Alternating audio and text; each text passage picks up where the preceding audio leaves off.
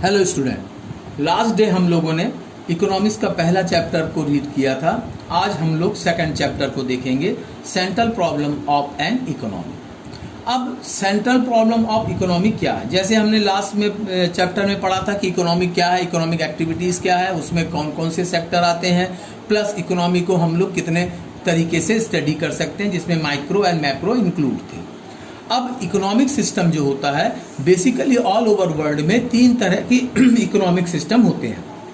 पहला capitalist economy, या जिसको मार्केट इकोनॉमी कहते हैं। इसका मतलब ये होता है कि ये सिस्टम जो होता है टोटली प्राइवेट ओनरशिप के अंदर होता है और वो सारे इकोनॉमिक्स को कंट्रोल करते हैं, उसको रेगुलेट करते हैं और उसमें गवर्नमेंट का कोई स्पेसिफिक इंटरफेयर नहीं होता है।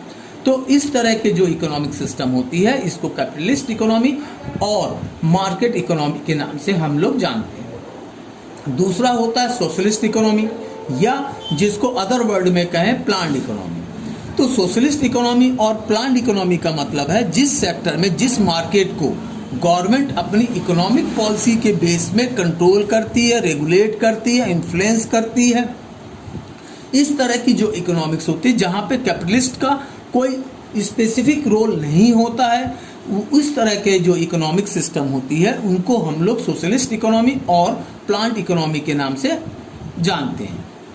तीसरा इकोनॉमी होता है मिक्स इकोनॉमी। मिक्स इकोनॉमी का मतलब होता है जहां की गवर्नमेंट सेक्टर का, पब्लिक सेक्टर का प्लस प्राइवेट सेक्टर का, दोनों ही अपने अपने इम्पोर्टेंस रोल को, अपने रोल को इम्पोर्टेंट प्रोवाइड करते हैं और अपने अपने रोल को प्ले करते हैं।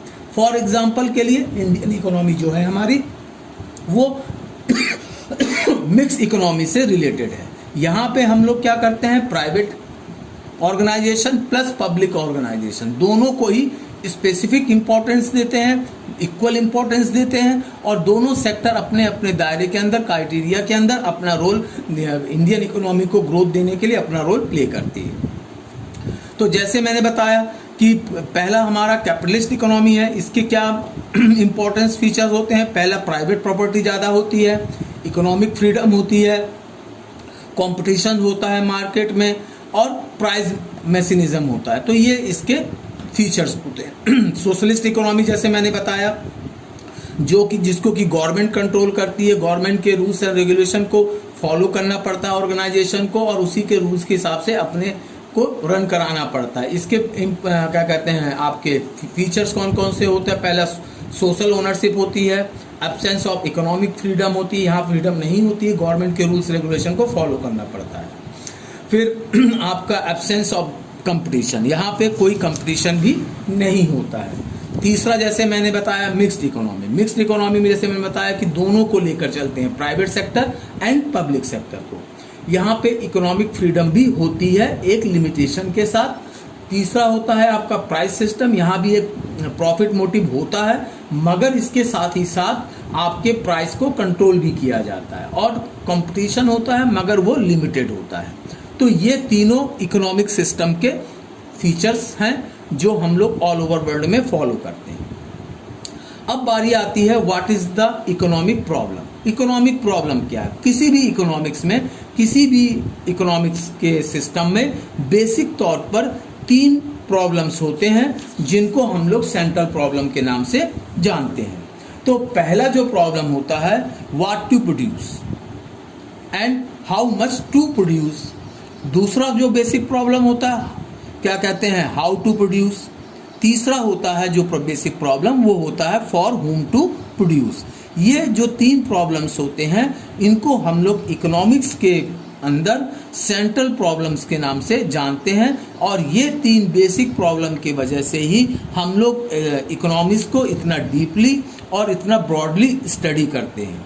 तो व्हाट टू प्रोड्यूस का मतलब क्या होता है कि हर नेशन के पास अपनी एक रिसोर्सेस होते हैं, एक टेक्नोलॉजी होती है, बट उसके साथ उसको ये भी देखना पड़ता है कि उसको क्या बनाना है और कितना बनाना है।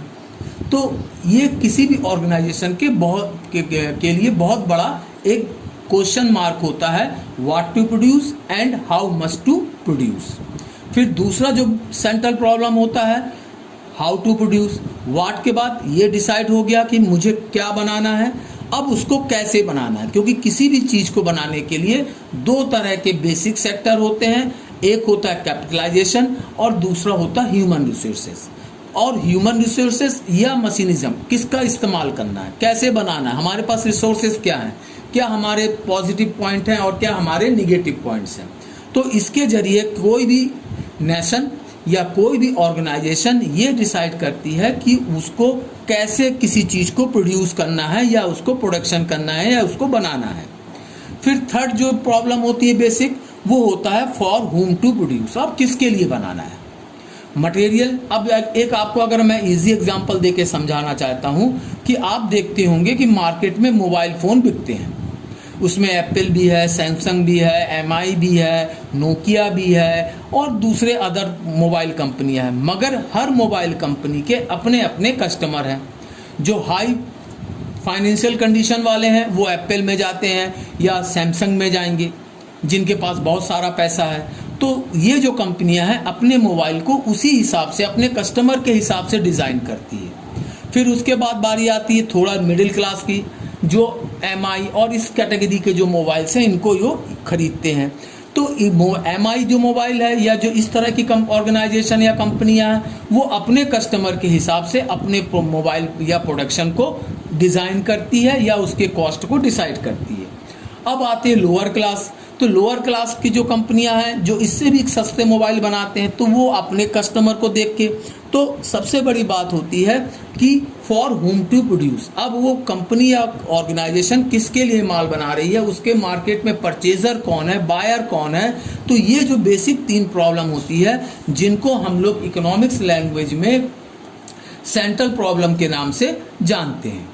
तो जैसे मैंने बताया व्हाट टू प्रोड्यूस, तो और व्हाट टू प्रोड्यूस में जैसे 2 ऑप्शन हम लोग ले सकते हैं। जैसे मैंने बताया कंज्यूमर गुड्स और कैपिटल गुड्स।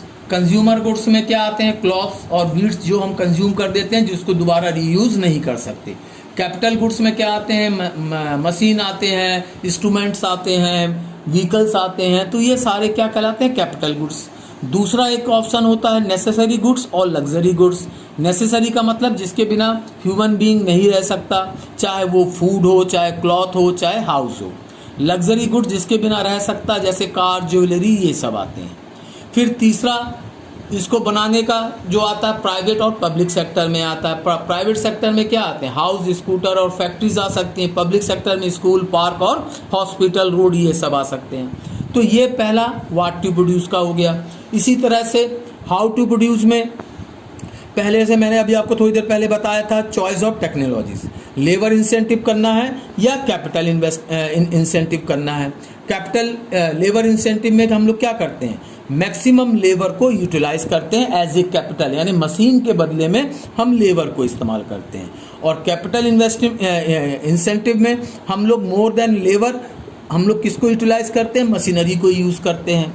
फिर इसी तरीके से आपका तीसरा होम टू प्रोड्यूस के लिए किसके लिए बनाना है।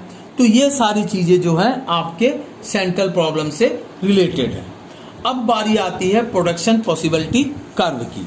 तो प्रोडक्शन पॉसिबिलिटी कर्व किसे कहते हैं, प्रोडक्शन पॉसिबिलिटी कर्व का मतलब होता है, जैसे मैंने बताया है कि हमारे पास जो हमारे रिसोर्सेज हों, चाहे लैंड हो, चाहे मशीनरी हो, चाहे कोई भी अदर रिसोर्सेज हों, वो लिमिटेड है और हम ये चाहते हैं कि उसको मैक्सिमम यूटिलाइज करके हम मैक्सिमम प्रोडक्शन गेन कर सकें।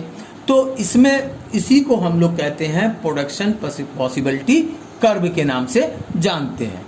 अब अगली क्लास में इसको हम लोग डिटेल में समझेंगे। Thank you.